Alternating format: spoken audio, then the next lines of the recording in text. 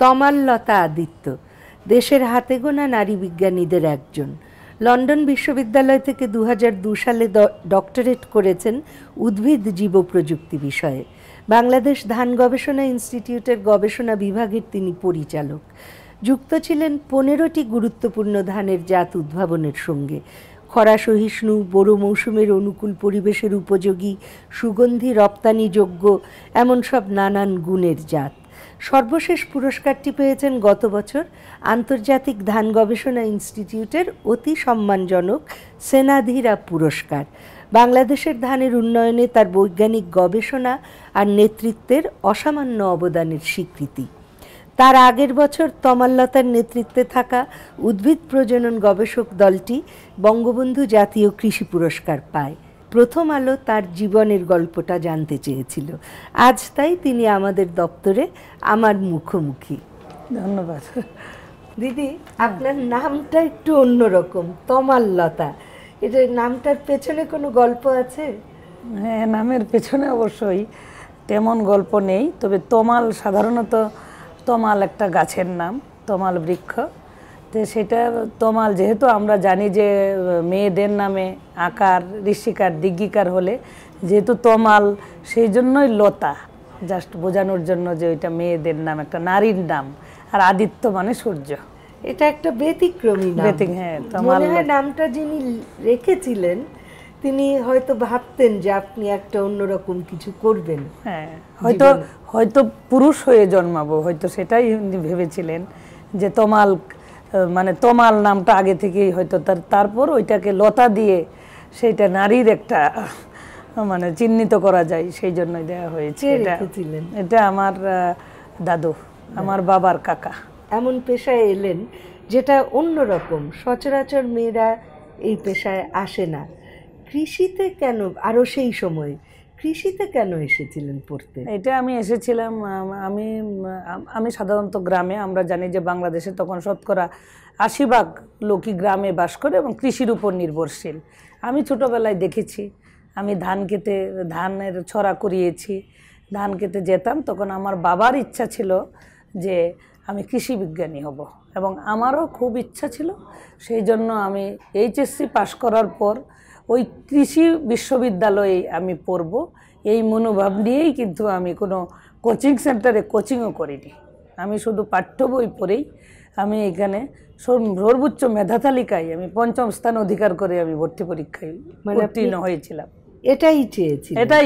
এখন কৃষি গবেষণায় কিরকম, কত মেয়ে হবে? এখন আমরা যদি পুরা নার্স সিস্টেম বলি, ধান গবেষণা, কৃষি গবেষণা, পরমাণু কৃষি গবেষণা ইনস্টিটিউট, সব মিলিয়ে এখন মেয়েদের পার্সেন্টেজ বাড়ছে।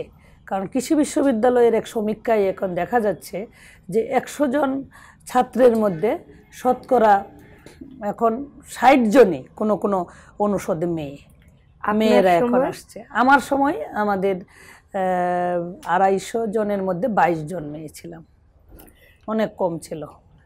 তো গবেষণায় যদি এলেন, ধান কেন, মানে আরো অন্য কিছু? এইটাও আমার একটা জীবনের লক্ষ্য ছিল, কারণ আমরা সারাদিন আমাদের ধান আমাদের প্রধান খাদ্য। আমি যদি বলি যে বাংলাদেশে যে জমির পরিমাণ যদি দেখা যায় যে এখানে শতকরা 80% উপরেই ধান, তারপরে ভুট্টা, গম, মসুর, ডাল। আমরা যখন একটা থালায়, আমরা যখন ভাত, মানে থালা ভর্তি আমরা নেই, একটা থালার মধ্যে ভাতের পরিমাণ বেশি থাকে, তারপর আমরা সবজি নেই, তারপর ডাল নেই। আমি যদি এইভাবে আপনাকে বোঝাতে পারি যে ধান যদিও এটা একটা মনোক্রম, কিন্তু আমার মনে হয়েছে যে আমাদের সারাদিন আমরা বাঙালিরা, আমরা মাছে ভাতে বাঙালি, আমরা আগে ভাত তারপরে। সেই জন্য আমার জীবনের লক্ষ্য ছিল যে দিদি, আমি জানতে পেরেছি যে আপনি ঢাকা বিশ্ববিদ্যালয়ের শিক্ষক ছিলেন, কিন্তু আমার মনে হয়েছিল যে আমি একটা কিছু আবিষ্কার করব, ক্রিয়েটিভিটি। শিক্ষকরাও ছাত্র তা আবিষ্কার করে, এবং আমি যদি গবেষণা করব, আমি ধান নিয়ে গবেষণা করব, এটাও আমার একটা লক্ষ্য ছিল। এই যে এত দূর আপনি এলেন, কত আবিষ্কারের সঙ্গে যুক্ত ছিলেন, কত উদ্ভাবনের সঙ্গে যুক্ত ছিলেন, বেশ কয়েকটা পুরস্কার পেয়েছেন। এই দীর্ঘ যাত্রায় কোনো বাধা বা সমস্যা এসেছে? না, আমি যদি প্রথমে বলি যে আমি বিএসসি এজি এগ্রিকালচার অনার্স, তারপর আমি যদি আমার master degree MS master of science আমি প্লান্ট ব্রিডিং অ্যান্ড জেনেটিক্সে বাংলাদেশ কৃষি বিশ্ববিদ্যালয় থেকে আমি এটা অর্জন করি, তার পেছনের সেই অবদানের কথা না বললেই না হয়। সেটা হলো আমার একমাত্র ভাই ডক্টর গণপতি আদিত্য। সে মেডিকেল সায়েন্সে আমাকে একদিন উনি জিজ্ঞাসা করতেছিলেন যে তোদের কোনো মলিকুলার জেনেটিক্স আছে কিনা। আমি কাছে হ্যাঁ আছে, সেটা প্লান্ট ব্রিডিং এন্ড জেনেটিক্স। তখন সে আমাকে বলল, আমার বাবা অনার্স পড়াকালীন সময়, আমি যখন তৃতীয় বর্ষে, তখন আমার বাবা আমাদের ছেড়ে চলে যান। তখন আমার ভাই আমার পড়াশোনার দায়িত্ব নেন এবং তার অ্যাকচুয়ালি তার নির্দেশেই সে আমাকে বলে যে এটা খুবই একটা ভালো সাবজেক্ট, এটার মধ্যে ক্রিয়েটিভিটি আছে, তুই এটা পড়।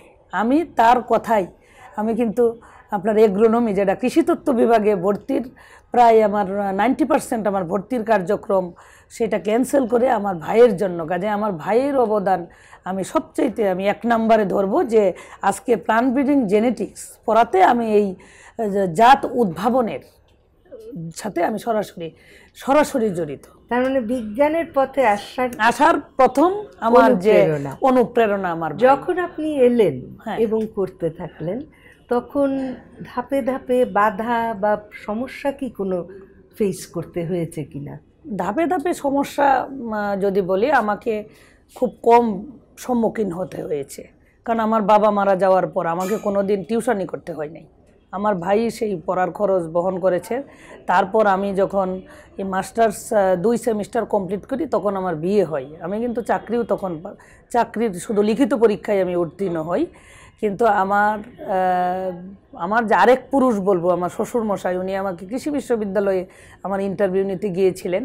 তা বলছিল যে তোমার কোনো শখ আছে কিনা। আমি বলেছিলাম বিয়ের মানে ইন্টারভিউ জাস্ট গেস্ট রুমে। আমি শুধু বলেছিলাম যে আমার জীবনের একটা লক্ষ্য আছে, আমি যদি কোনো দিন পিএইচডি পাই, আমাকে পিএইচডি করতে দিতে হবে, জাস্ট আমি এটা বলেছিলাম। আমার শ্বশুরমশাই বলছে যে হ্যাঁ, এটা যার যা ইচ্ছা সেটা হবে। কারণ আমি সেই জন্য খুব বেশি বাধার সম্মুখীন হই নাই আমার পরিবার থেকে। আমার স্বামী একজন ডাক্তার। আমি যখন 1998 সালে যাই, তখন আমার সন্তানের বয়স 2 বছর 8 মাস। পিএইচডি করতে চাই, আমার বড় ছেলের বয়স। আমার শাশুড়ি এবং আমার স্বামী আমার সন্তানকে তারা লালন পালন করেছে। পরবর্তীতে ছেলের বয়স যখন 4 বছর, তখন আমার স্বামী এই লন্ডনে যায় এবং আমার সাথে উনি 2 বছর ছুটি নিয়ে বসবাস করেন। এবং আমার এই যে পিএইচডির গবেষণার ফসল থেকে যে বুড়ো, আপনি বলেছেন যে বুড়ো মৌসুমের অনুকূল পরিবেশ উপযোগী জাত, সেটা বিরিধান 58, যেটা 58। আমরা যদি বলি 29 দুগুণে 58, 29 হলো এটার মাদার। 29-এর টিস্যু কালচার করে, যেটা আপনি বলেছিলেন যে উদ্ভিদ জীব প্রযুক্তি, এবং সেটা কিন্তু আপনার প্রথম আলোর এখানে ইফতেখার ভাই আছেন। এই সবটা আমার স্বামী আমাকে তখন, আমার বাচ্চাকে উনি অনেক সময় দিতেন আর আমি গবেষণাগারে সময় দিতাম। এই যে একটা মানে পরিবারের সাপোর্ট, এইটা সত্যিই মানে আমি এর জন্য আমি কৃতজ্ঞতা স্বীকার করি। আমি জিজ্ঞেস করি, ডাক্তার স্বামী, ডাক্তার স্বামীর সাথে ঘর করা কেমন? খুবই ভালো, আনন্দের। আমি আমি আমার ডাক্তার স্বামী, আমি আগে বলতাম যে উনি 1000-এ একজন, এখন আমি বলি যে উনি 10 লাখে একজন, 1 in 1 million। ও বাবা, কেমনে? কারণ উনি প্রশাসনিক দায়িত্বে নিয়োজিত আছেন। উনি আগে ছিল থানা হেলথ অ্যাডমিনিস্ট্রেটর, তারপর উনি আইপিএস যে ইনস্টিটিউট অফ পাবলিক হেলথের উনি ছিলেন অ্যাসিস্ট্যান্ট ডাইরেক্টর, এখন উনি ডেপুটি ডাইরেক্টর, মানে সিভিল সার্জনের র্যাঙ্কে। আমি এই জন্যই খুবই আনন্দিত যে উনি ওনার 8টা থেকে 3টা ডিউটি করার পরে উনি কোনো প্রাইভেট প্র্যাকটিস করেন না, উনি কোনো রুগী দেখেন না, চেম্বারে যান না। এতে করে উনি ওনার পরিবারকে, মানে উনি পরিবারকে অনেক সময় দেন। এবং আমি যে ধানের জাত আবিষ্কারের জন্য আমার যে বিভিন্ন জায়গায় যেতে হয়, সেই সুদূর রাঙামাটি থেকে দিনাজপুরের একবারে পীরগঞ্জ, ওইদিকে শেরপুরের নালিতাবাড়ি, আমাকে কিন্তু 2004 সাল থেকে আমি বলবো যে 2014 সাল পর্যন্ত আমাকে টানা 10টা বছর কৃষকের মাঠের চাহিদা কি সেটা নিরূপণের জন্য কিন্তু আমাকে যেতে হয়েছে। উনি এটা সমর্থন করেছে এবং উনি আমার সন্তানদের পরিবারে সময় দিচ্ছে। কারণ কথা হলো যে উনি তো অফিস আওয়ারের পরে উনি রোগী দেখেন। সন্তানদের কথায় একটু পরে আসি, তার আগে একটু জিজ্ঞেস করি, আপনি তো গবেষণা দল নেতৃত্ব দেন, তাই না? সেই দলে মেয়েরা তো আরো আছে। আর আপনি যে প্রশ্নটা আমাকে করেছিলেন যে আপনি কোনো বাধার সম্মুখীন হয়েছেন কিনা, আমি একজন বিজ্ঞানী। আমি কোনো সময় আমাকে মনে করি না যে আমি একজন নারী বিজ্ঞানী। আমি মনে করি আমি একজন বিজ্ঞানী। একটা পুরুষ যে আবিষ্কার করতে পারবে, একজন নারীর পক্ষেও সেই আবিষ্কার সম্ভব, এইটা মনে হৃদয়ে ধারণ করেই আমি আমার টার্গেট ফুলফিল করি। কাজেই যদি কোনো বাধা আসে, সেইটাকে আমি সেইভাবে মোকাবেলা করি। এখন আপনার দলে অন্য যারা মেয়েরা কাজ করে, সবাই কি একই রকম অনুকূল পরিবেশ পায় বা সেরকম মনের জোর আছে? তাদের আপনি কি বলেন? আমি যখন ধান গবেষণায় উদ্ভিদ প্রজনন বিভাগে আমি 3.5 বছর বিভাগীয় প্রধান ছিলাম। তা আমার বিভাগে 4 থেকে 5 জন মহিলা বিজ্ঞানী আছে। তার 90% নারী বিজ্ঞানী, তারা আমাকে অনুসরণ করেছে এবং সবাই বলে যে আমি তাদেরকে করতে পেরেছি। আপনি তাদের জন্য কোনো বিশেষ কথা বলতেন?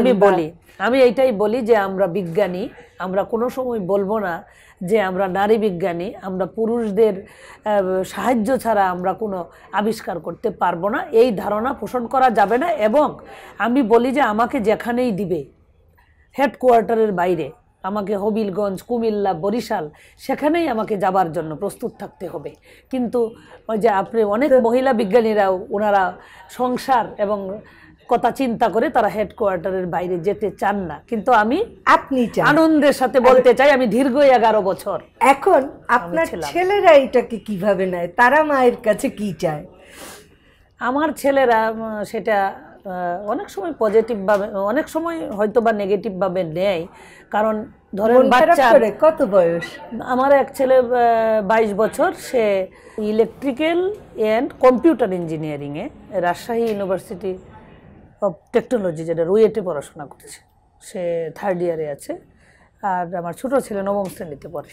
তো তারা কিছু ক্ষোভ টোভ কখনো করে না? যে তারা খুব কম করে। যখন হয়তো পরীক্ষার আগের দিন দেখে যে অন্য মারা নিয়ে যায়, অথচ দেখা গেল যে আমার ছেলের জেএসসি পরীক্ষা, আমি তখন ভিয়েতনামে, আমি রাইসের একটা রাইস কংগ্রেসে যোগ দিতে গিয়েছি, কিন্তু খুবই কম করে।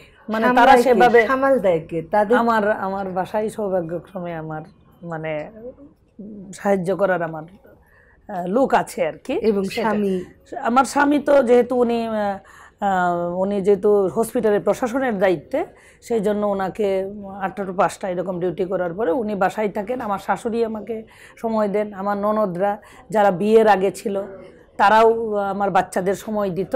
আর বেশিরভাগ সময়ই আমার বাসায় দেখাশোনা করার জন্য লোক আছে। রান্না বান্না করতে আমি খুবই পছন্দ করি, আমার খুবই পছন্দের বিষয়। আপনি আমাকে রান্নার কথা আমি রান্না নিয়ে গবেষণা করি। এবং আমি যখন লন্ডনে ছিলাম, আমার পিএইচডি হওয়ার পরে আমার সুপারভাইজার এবং বিদেশিদের আমি বাঙালি রান্নাবান্না আমি করি, এবং এটা বলতে পারেন যে এটা আমার একটা শখ। ছেলেরা তো তাইলে ছেলেরা খুব খুশি। ছেলেদেরকে আমি বিভিন্ন ধরনের, এবং আমার স্বামীকে আমি রান্নার রেসিপি আমি নিজে গবেষণা করি। দিদি, আপনার ঘরের নেতৃত্বটা কার হাতে? আমাদের দুজনেরই ঘরের নেতৃত্ব, তবে বাচ্চাদের প্রভাব বেশি তার বাবার। যেহেতু আমার মনে হয় যে বাবাই বেশি সময় দেয়, বাচ্চাদের কোনো ব্যাপারে সিদ্ধান্ত আমি বলি, কিন্তু এটা আমার স্বামীর উপরেই আমি ছেড়ে দেই। তারপর আমি সেটা সমর্থন করি, কিন্তু সেটা দুইজনের আলোচনার ভিত্তিতেই হয়। এটা একেবারে একজনের চাপানো হয় না। খুব ব্যতিক্রমী একটা পরিবেশ।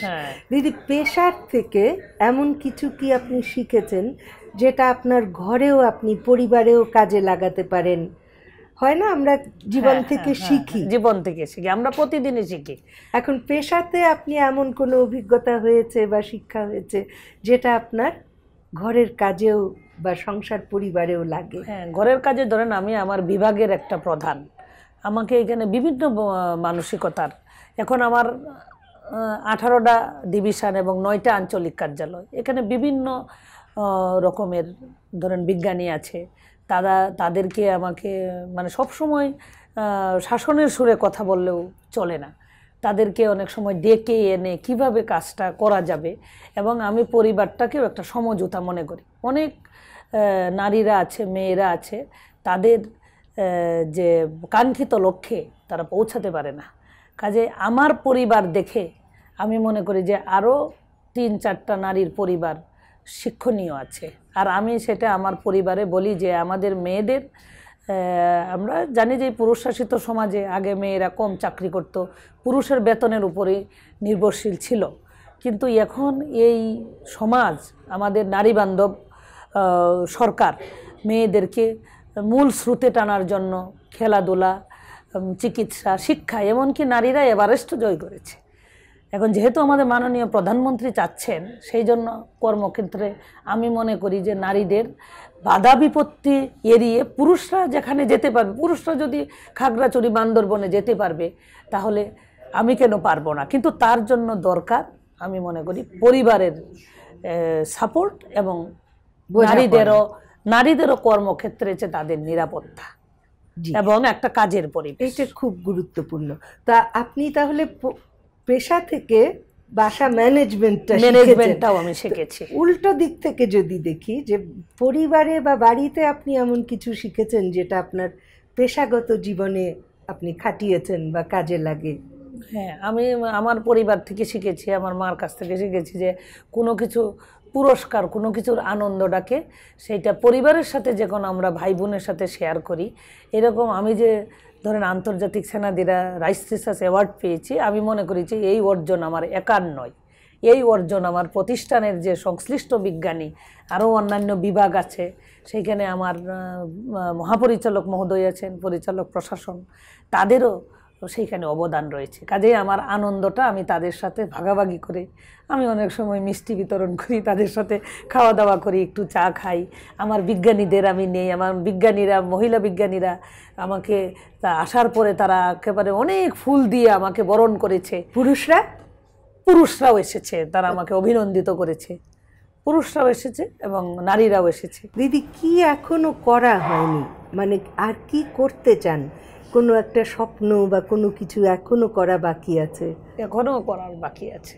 কি? আমি পরিচালক গবেষণা হিসাবে যেহেতু আছি, এখন আপনি আমার এখনো যেমন আমার রাষ্ট্রপতির এলাকা, যেখানে বিশেষ করে হাওর অঞ্চল, সিলেট, কিশোরগঞ্জ, আমাদের অনেক হাওরে একটা ফসলই হয়, সেটা হলো যে এখন যেটা নভেম্বর থেকে মে মাস, যেটা বুড়ো মৌসুম আমি বলেছি, এইখানে সাধারণত যদি আগাম বন্যা আসে এবং পাহাড়ি ঢল নেমে আসে, 2017 সালের সেই 27শে মার্চে আমাদের আগাম বন্যায় সে বিশাল হাওর অঞ্চল সিলেটের প্লাবিত হয়ে যায়, তখন কৃষক এক মুঠো ধানও বের করতে পারে না। সেই জন্য আমাদের জন্য দরকার সে একটা বিশাল এলাকা হাওরের জন্য যে স্বল্পমেয়াদী ধানের জাত, 130 থেকে 135 দিন, এবং সেইটা আবার ঠান্ডা সহিষ্ণু হতে হবে। তো যতক্ষণ পর্যন্ত ঠান্ডা সহিষ্ণু না হয় ততক্ষণ পর্যন্ত আমার ইচ্ছা যে হাওরবাসীদের জন্য আমি কিছু করব।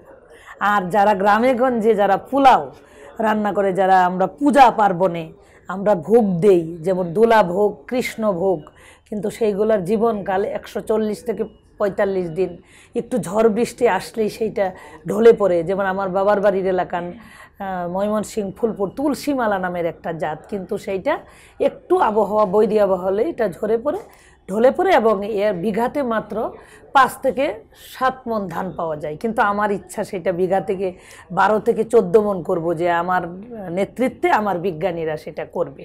আমি তাদেরকে সেটা হাওরবাসীদের জন্য কিছু করা।